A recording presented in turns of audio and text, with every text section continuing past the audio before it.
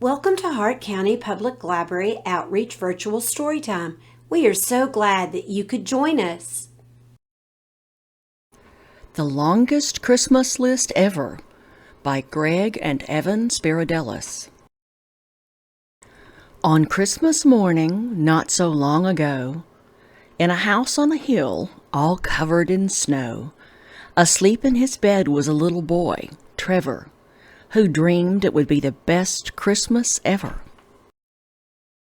His parents were snoring at 5:45 when Trevor crashed into their bed with a dive. "Wake up! Wake up! You gotta come see! All of the presents stacked under the tree!" He ran out of the bedroom and bounced down the stairs. There wasn't a doubt that St. Nick had been there. A scooter! A game box! Two trucks that collide!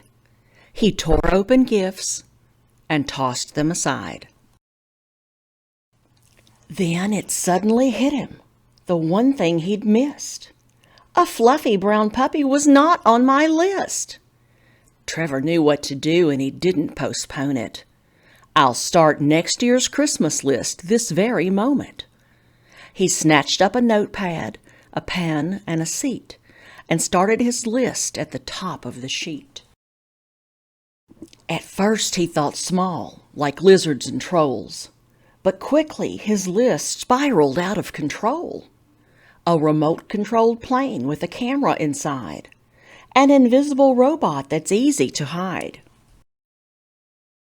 binocular glasses with night vision mode, a rip-roaring go-kart to tear down the road, suction cup shoes to walk on the ceiling, a nuclear jetpack, now that sounds appealing.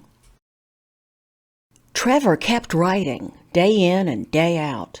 His pads filled up boxes, now scattered about. They spilled out of his room and into the hall, then snaked down the driveway and climbed up the wall. By spring, Trevor's list stretched 500 feet. By summer, it made its way onto Main Street. By fall, it was 2 blocks beyond the bookstore. By winter, it reached the post office door. Trevor stepped up to the counter and sighed.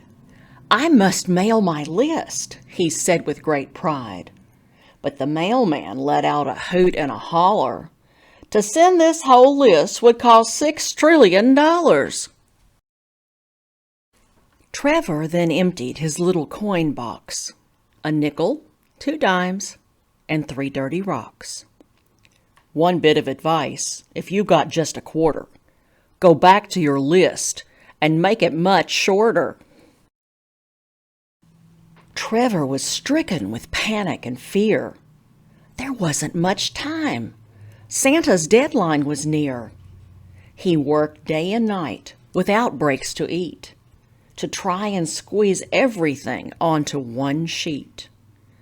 But time, it was short, and his letter tremendous.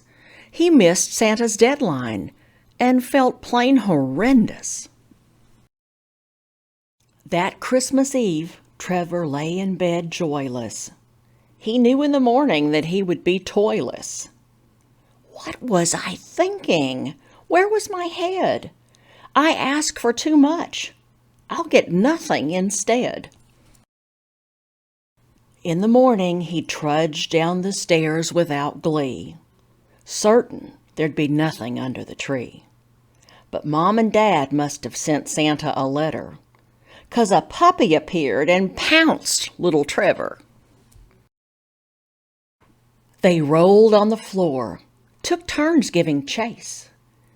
Trevor squealed in delight at the licks on his face. His prior mistake was now perfectly clear. It takes love, not toys, to bring Christmas cheer.